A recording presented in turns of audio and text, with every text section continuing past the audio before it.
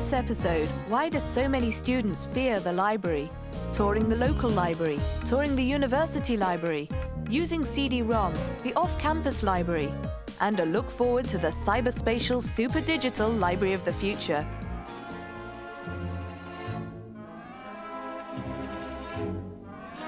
Well, I think I might be mildly allergic to libraries. I find the atmosphere oppressive. I feel panicky before I even go in, and that's obviously because technology has moved so fast in that area, and I'm afraid it's passed me by. So although library staff are exceedingly helpful, and I've met some very nice and kind ones, in a way that makes me feel worse. It makes me feel even more pathetic that I don't know how to manage the systems that they've got.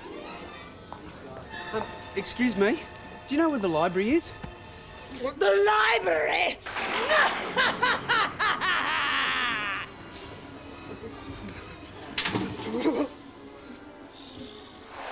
I can understand why students are scared of libraries, but I think the important thing is to understand how busy librarians are. Their whole day is about providing information for a series of people who ask very, very confusing questions.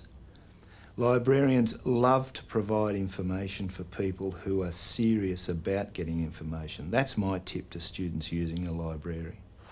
I think students' attitude towards libraries vary. It'll go from the library addict, and my favourite library addict was about 90 years old, and we used to literally have to pull her away from the computers because she loved finding information so much. But then, of course, we see students who will just look at the library, march in the door, see those masses and masses of books and those banks and banks of computers and think, this is not for me, and march out.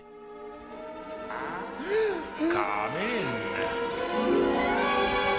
However, our job actually is to get them back in again, and we do have, as well as masses of books and masses of computers, we also do have library staff there who seriously actually quite like telling and teaching people how to use libraries.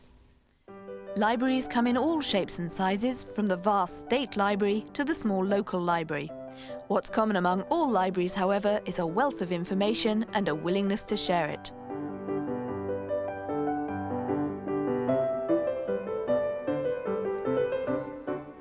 A lot of students underestimate just what a fantastic resource local libraries are, whether country town or municipal libraries.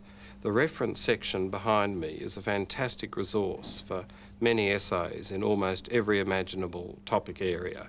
I've got a student at the moment who's looking at the history, the politics of Surfers Paradise in the 1950s and 1960s, the sorts of buildings that went up, how the place evolved. A good place to start is just looking in a book like this, which is an A to Z of Australian cities and towns, and it's got a fairly short entry on Surfers Paradise. But there are other sorts of reference books you'd also go to. This is a rather more grand dictionary of Australian places, and in this case the entry isn't under Surfers Paradise, but it's under Gold Coast. So whenever you're using reference books, you've got to think on wondering laterally about what another topic heading might be if you don't find what you first require.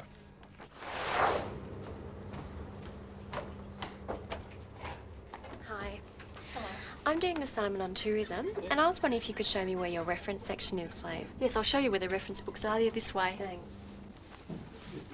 We have some books here. What aspect of tourism are you interested in? I'm looking at Australian tourism. Right, I'll show you some books you might be interested in. Great. And leave them here. Okay. There's one. Good. This is another good one. And you could start with that one too. Right. You've got a good range of books here.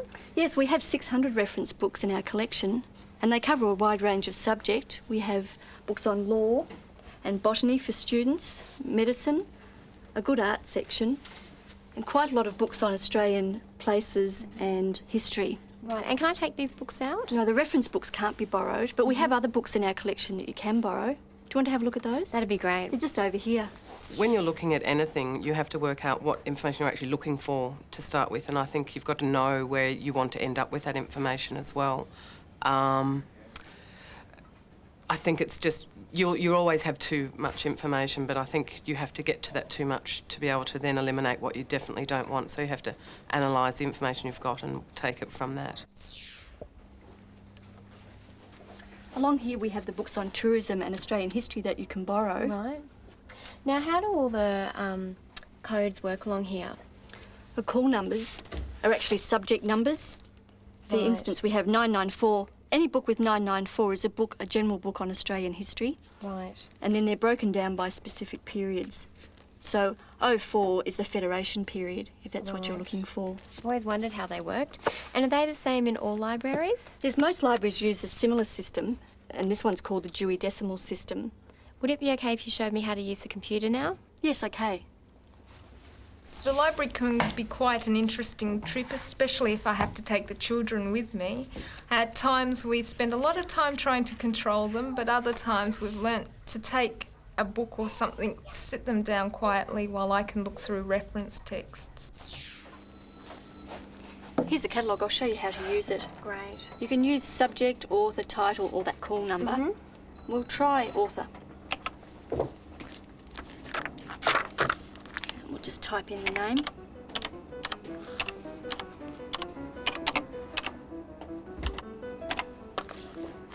And see what comes up.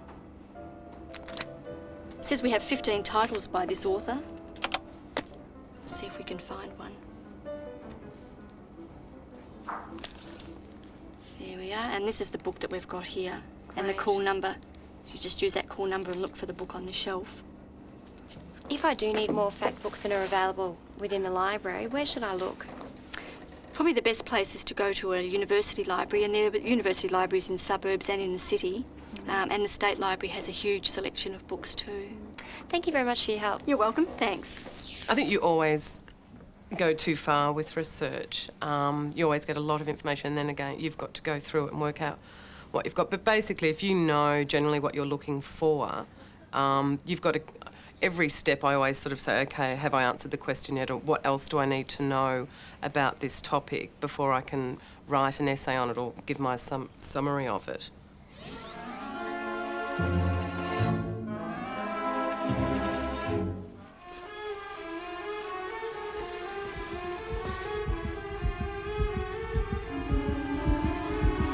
When you walk into a big academic library, it can seem a very intimidating place, but there are elements within it that are fairly predictable and easy to find. Usually within direct sight of the entrance, you'll see the information desk. You'll find photocopying facilities, usually near the entrance as well. You'll see the catalogues, usually an array of terminals, where you can find out about books that are available in the library and other materials, audiovisual, serials, journals. You'll then be able to move on to the electronic resources where you can access networked CD-ROMs, indexes, abstracts, full-text materials, print them out, all with the help of librarians if you need it.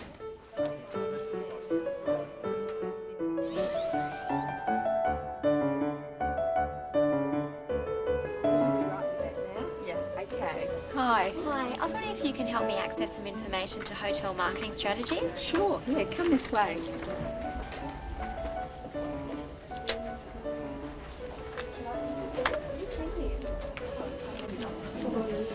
This is our CD-ROM database system, and there are a range of databases on it. I'd suggest a business one for hotels, and I'd suggest the Australian Business Index, which is this one here. So if you use those arrows, that's right, and press enter, that'll load up the Australian Business Index. It covers about 85 business magazines and newspapers. So press any key to continue, and press enter again to search.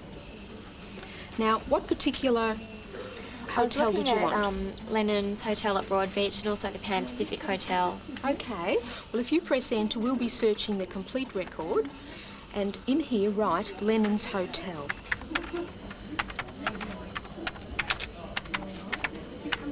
Press enter. Okay, that's telling you that it's found 10 articles on the Lennon's Hotel, and you can press enter to get a summary display. Now that will list the titles of the articles on the Lennon's Hotel. And if any there look good, highlight them and press enter. And then press enter to get more detail. Now what this means is this article, Lennon's Hotel Passed In, appeared in the Australian Financial Review in a 1990 issue, and there's the page, and you can see that the term that you've entered has been highlighted on the screen. Thanks to CD-ROMs, libraries can now pack even more information into even smaller spaces. And thanks to the computer, you can find that information even more quickly. But however fast the access and however fast the retrieval, remember, information is only useful if it's the information you want. I think with libraries, what you really have to do is have a definite plan about what you want to go and research, and even have worked out what might go wrong in the library before you get there, and have alternative ways of going about things, and have a number of things to do there. Don't just go in and expect to find a book there. Have a number of, you know, other options that you can explore.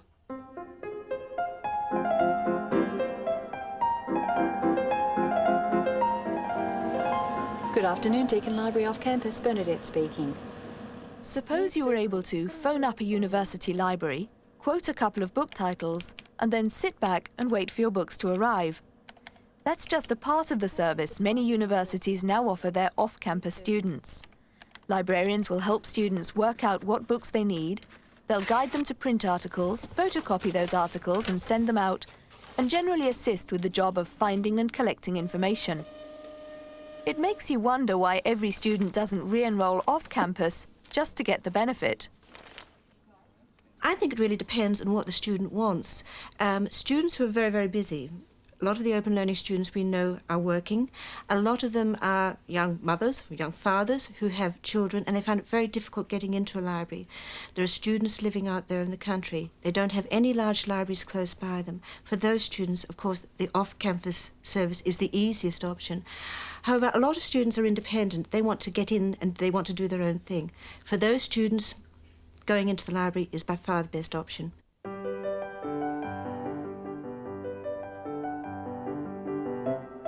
In the library of the future, getting what you want, when you want, will become ever easier. With advancing technology, the old nightmare of fighting the system to get the books you need will be a thing of the past. Many people will be accessing their libraries through the electronic superhighway, or at least electronic laneways that come to wherever they are, their offices, their houses, their classrooms, their laboratories.